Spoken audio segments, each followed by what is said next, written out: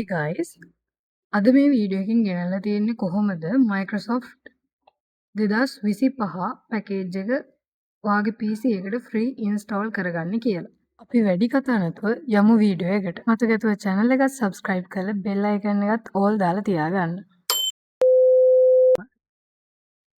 ඔයාලා ඔයාලගේ PC එකට Microsoft පැකේජ් එක ඉන්ස්ටෝල් කරන්න කලින් ඔයාලගේ PC එකේ දැනට Microsoft පැකේජ් එකක් තියෙනවා නම් ඒක uninstall කරන්න. ඊට පස්සේ ඔයාලා මම මේ පහළ ඩිස්ක්‍රිප්ෂන් එකේ දාලා තියෙන link වලින් හරි ඔයාලගේ නැත්නම් වෙබ් browser එකට ගිහිල්ලා මෙන්න මේ විදිහට search කරන්න Microsoft customization tool කියලා. ඊට පස්සේ උඩින් මෙන්න result එකට යන්න. මෙතෙන්දී අපි කරන්නේ අපේ Microsoft package එක customize කරගන්න එක. architecture කියන category එකෙන් අපෙන් අහනවා which architecture do you want to deploy කියලා. මෙතෙන්දී අහන්නේ ඔයාගේ PC එකේ ආකිටෙක්චර් එක මොකක්ද කියලා. ඔයාගේ PC එකේ ආකිටෙක්චර් එක මේ වෙනකොට දන්නේ නැත්නම් ඔයා start menu එක click කරලා එතන settings වලට යන්න.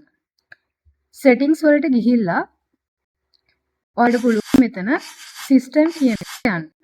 system එකේ පහළට යද්දි about කියන එකට ගිහිල්ලා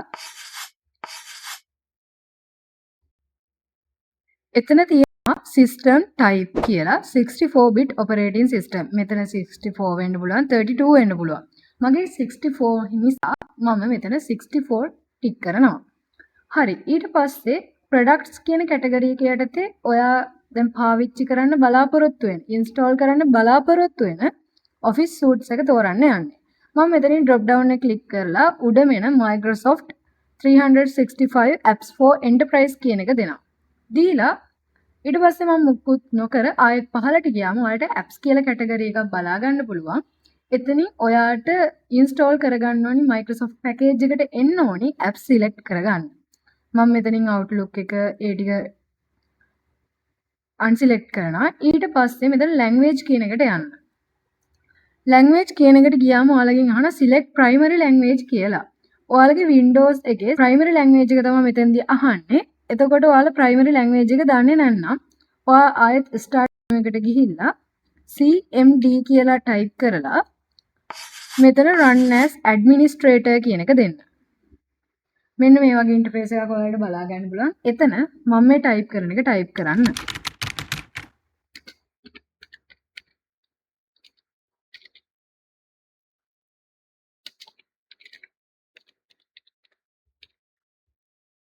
ඊට පස්සේ ඔයාලට බලා ගන්න පුළුවන් මෙන්න මේ විදියට පහළට load වෙනවා. එතන තියෙන default system UI language කියලා. මගේ language එක English United States. ඉතින් මම මෙතනින් ඊට පස්සේ web browser එකට ගිහිල්ලා මෙතන select primary language එකෙන් English United States කියන එක දෙනවා. ඊට පස්සේ අපි අපේ customization වැඩ ඔක්කොම ඉවරයි. මම මෙතන දකුණු පැත්තේ කෙළවරේ දෙන export button එක click කරනවා. ඊට පස්සේ අපිට මෙන්න මේ වගේ pop-up message එකක් බලා ගන්න පුළුවන්. මෙතනින් දෙවෙනියට තියෙන option එක Office Open XML formats කියන එකට select කරලා මම මෙතන okay දෙනවා. ඊට පස්සේ මේන message එකේ I accept the terms in the license agreement කියන එකට tick එක දාලා export කියන button එක click කරන්න. ඊට පස්සේ ඔයාලා download කරද්දී ඔයාලට warning message එකක් එයි. ඒක keep කියන එක දෙන්න. අපි අපේ customization tool එකේ XML file එක download කරගෙන ඉවරයි. ඊට පස්සේ මම දීලා තියෙන දෙවෙනි link එකට ඔයාලා යන්න. එහෙමත් නැත්නම් web browser එකේ search කරන්න Microsoft deployment tool කියලා.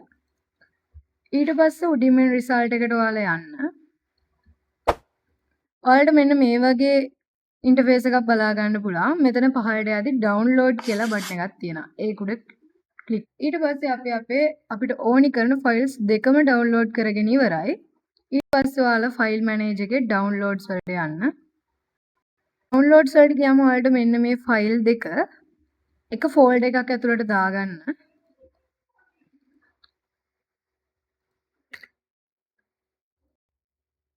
අම්මා හිමීට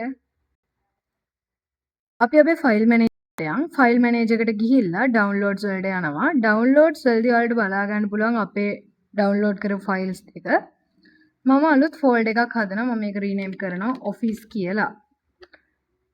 ඊට පස්සේ මම ඩවුන්ලෝඩ් කරගත්තු මෙන්න මේ ෆයිල් දෙක මම ඒ office කියන ෆෝල්ඩර් එක ඇතුළට දාගන්නවා. ඊට පස්සේ මම office කියන ෆෝල්ඩර් එක ඕපන් කරලා මේකේ ලොකේෂන් එක කොපියක් දාගන්නවා. අපිට ඒක ඉස්සරහට ඕනි වෙනවා. හරි. අපි මේ office deployment tool එක ඩබල් ක්ලික් කරලා ඊට පස්සේ මෙන්න මේ වගේ මැසේජ් එකක් එනවා ටික් කරන්න. ඊට පස්සේ continue දෙන්න. ඊට පස්සේ ඔයාලට මෙන්න මේ වගේ ෆෝල්ඩර් එකක් සිලෙක්ට් කරන්න එනවා. මෙතෙන්දී අපි අර හදාගත්තු ෆෝල්ඩර් එකට ඔයාලා සිලෙක්ට් කරලා ඕකේ දෙන්න. ඊට පස්සේ මෙන්න වගේ successfully කියලා මැසේජ් එකක් එනවා. අපි ආයෙත් යන් අපේ අපි හදාගත්තු ෆෝල්ඩර් එකට ඔයාලට ගියන් පස්සේ මෙන්න මේ වගේ අලුතෙන් ෆෝල්ඩර් මේ exe ෆයිල් එකක් වගේම XML ෆයිල් එකක් ක්‍රියේට් වෙලා තියෙනවා බලා ගන්න පුළුවන්. හරි. ඊට පස්සේ අපි ආයෙත් start menu එකට ගිහලා cmd කියලා search කරලා run as administrator කියන එකට දෙන්න.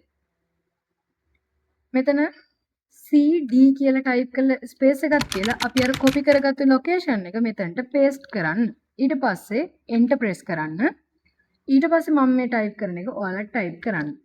setup.exe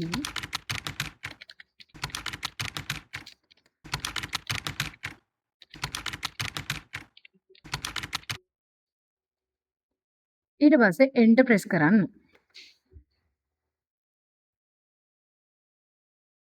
ඊට පස්සේ ඔයාලට මෙන්න මේ වගේ Microsoft logo එක pop up වෙනවා බලා ගන්න පුළුවන්. මෙතෙන්දි වෙන්නේ අපේ PC එකට Microsoft package එක install වෙන එක. මේ process එකට ටිකක් ලොකු වෙලාවක් යනවා. ඒක ඔයාගේ internet connection එක මත තමයි තීරණය වෙන්නේ. Microsoft package එක 100%ක් install වෙලා ඉවරුනම ඔයාලට මෙන්න මේ වගේ බලා ගන්න පුළුවන්. මේක close කරන්න. ඔයාලා ඔයාලගේ Microsoft package එකේ තියෙන Word, Excel ඒ වගේ මොකක් හරි app එකක් open කරගත්තම ඔයාලා account වලට ගියාම මෙන්න මේ වගේ message එකක් පෙන්නනවා නම් activation required කියලා message එකක් පෙන්නනවා නම් ඒක fix කරන විදිය දැන් කියන්න. ඔයාගේ start menu එකට කියලා search කරන්න PowerShell කියලා. Windows PowerShell එකට යන්න. ගිහිල්ලා මම මේ type කරන එක ඔයාලා type කරන්න.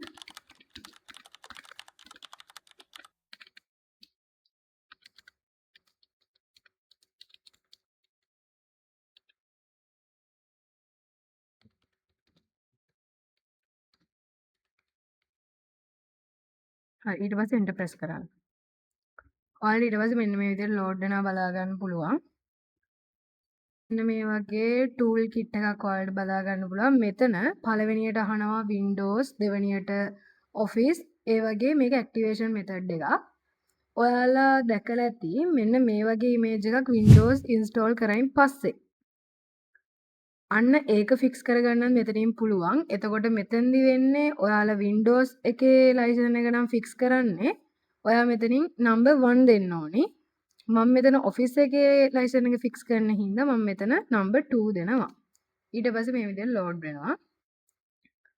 මෙතන අපිට කියනවා close word before proceeding කියලා. ඒ කියන්නේ මේ proceed එක වෙන්න කලින් ඔයාලා open කරගෙන තියෙන Word, PowerPoint වගේ app එක close කරලා ඉන්න. ඊට පස්සේ මෙතන number දෙනවා install hook office activation කියලා. මම මේක 1 කියන එක දෙනවා. ඊට පස්සේ මෙන්න මේ විදිහට load වෙනවා. අපේ process එක සිද්ධ වෙලා ඉවරුණායින් පස්සේ ඔයාලට මෙන්න මේ වගේ message එකක් එනවා press any key to go back කියලා. මම මෙතනින් enter press කරනවා. හරි. ඊට පස්සේ මම මේක close කරනවා. close කරලා මම ආයෙත් Word app එක open කරනවා.